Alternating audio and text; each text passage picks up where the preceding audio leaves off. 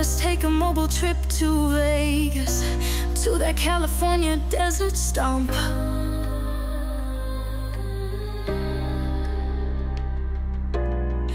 The strike sparked fires and damaged apartment buildings, killing 3 people. Russia's defense ministry says its air defenses shot down 337 Ukrainian drones in total in border regions and further inside Russia, including Moscow.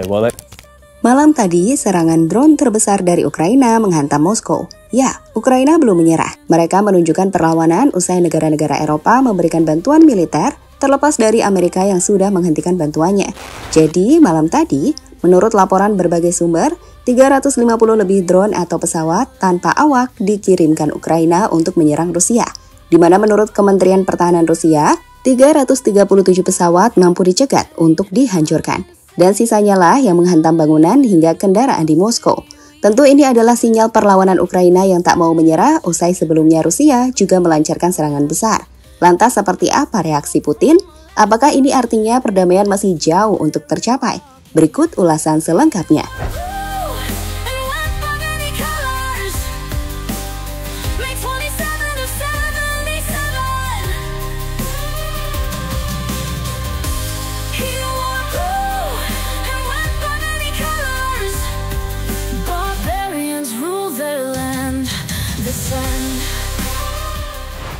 (11 Maret 2025) menjadi malam yang penuh ketegangan di Moskow, ibu kota Rusia, ketika serangan drone terbesar yang pernah dilakukan Ukraina menghantam wilayah tersebut.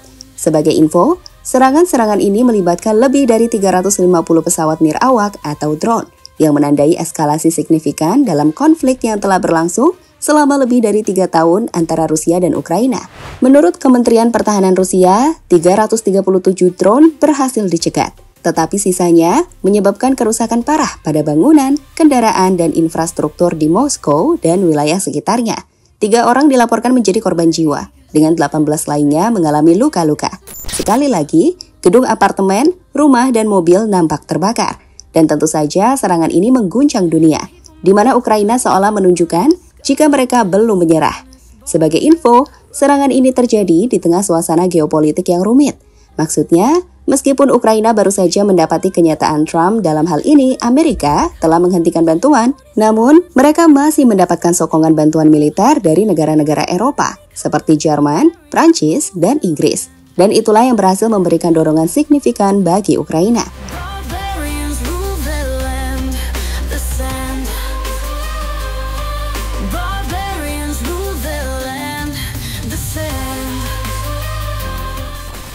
Menanggapi serangan tersebut, Menteri Luar Negeri Rusia yakni Lavrov menilai bahwa Zelensky tidak pernah mengingatkan gencatan senjata sampai Amerika memberikan Ukraina jaminan untuk menghancurkan Rusia dengan senjata nuklir. Господин Зеленский публично заявляет, что он не хочет никакого перемирия, пока американцы не дадут ему гарантии, что в случае чего они Россию разбомбят ядерным оружием. Он примерно так же вопрос ставит.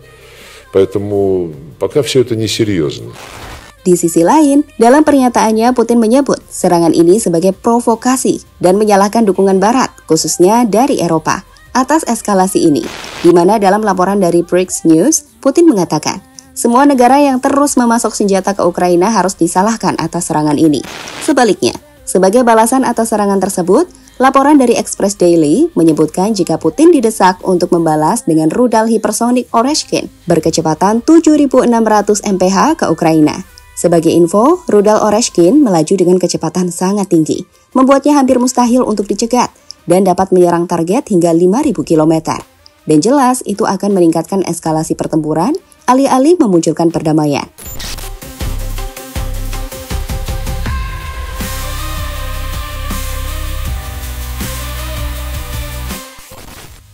Amerika dan Ukraina sepakat.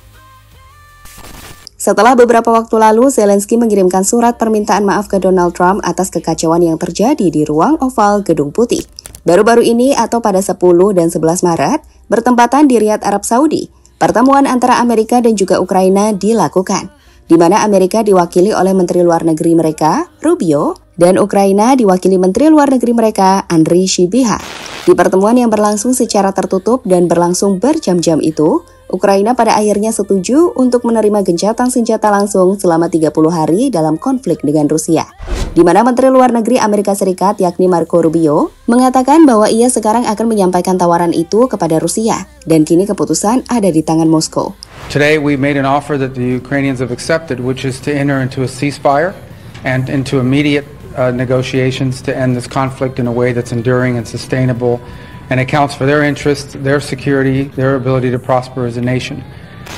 Di posisi ini sekarang semua tergantung Rusia. Tapi masalahnya, serangan Ukraina justru memanaskan situasi.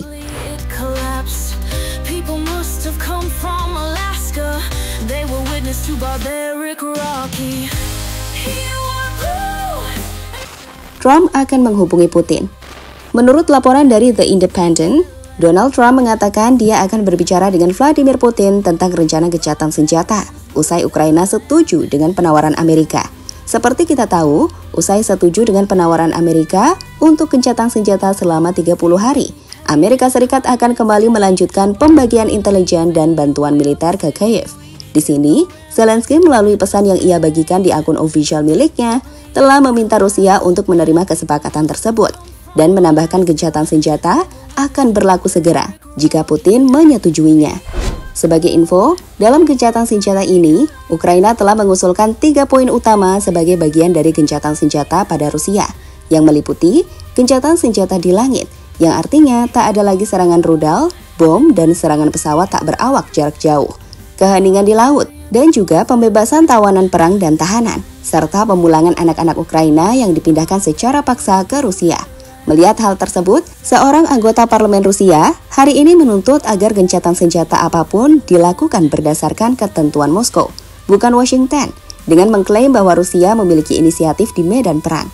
Sementara Putin mengatakan bahwa ia terbuka untuk membahas kesepakatan damai, tetapi ia dan para diplomatnya telah berulang kali menyatakan bahwa mereka menentang gencatan senjata dan akan mencari kesepakatan yang melindungi keamanan jangka panjang Rusia.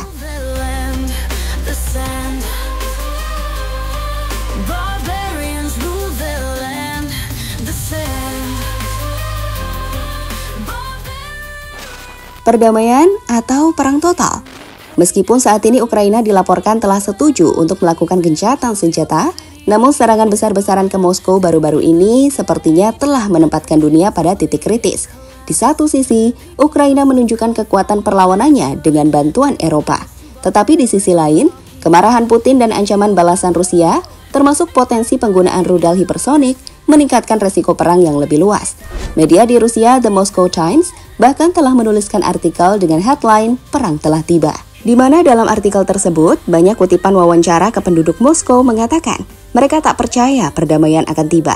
Menurut pendapat saya, serangan ini tidak akan menjadi yang terakhir, kata pensiunan Sergei yang mengalahkan pendukung Ukraina dari Eropa yang haus darah karena memasok senjata. Bagi Yulia, 75 tahun, yang tinggal di dekat gedung yang menjadi sasaran, perang hanya membawa frustasi. Hati saya lemah, saya tidak percaya akan ada perdamaian. Mengapa mereka tidak bisa setuju? Mengapa tidak? Apa yang mereka pikirkan? Tanyanya sambil menangis, mengerikan. Di sisi lain, menurut analisis dari The New York Times dan Reuters, kemungkinan besar Rusia akan menunda atau menolak gencatan senjata 30 hari, kecuali Ukraina setuju untuk mundur dari posisi militernya saat ini, termasuk menarik diri dari wilayah yang saat ini diduduki Rusia. Sementara itu, Zelensky bersikeras bahwa Ukraina tidak akan menyerah tanpa jaminan keamanan penuh.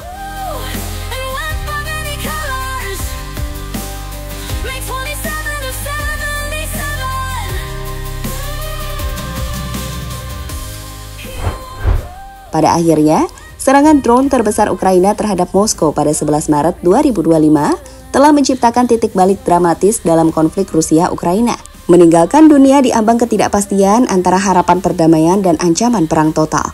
Serangan ini mungkin menegaskan keteguhan Ukraina dalam mempertahankan kedaulatannya yang didukung oleh Eropa.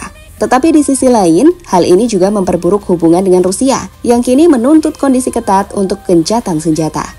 Sekarang kita tunggu saja seperti apa reaksi Putin dengan penawaran gencatan senjata 30 hari yang diberikan Amerika Serikat dan Ukraina. Jika Rusia menerima gencatan senjata 30 hari dengan syarat tertentu, konflik dapat berhenti sementara. Namun perlu dicatat bahwa ketidaksepakatan mengenai wilayah seperti Crimea dan Donbas dapat memicu kembalinya perang setelah gencatan senjata berakhir. So, mari kita lihat apa yang akan terjadi selanjutnya. Barbarians rule their land. sand. Barbarians rule their land. The sand.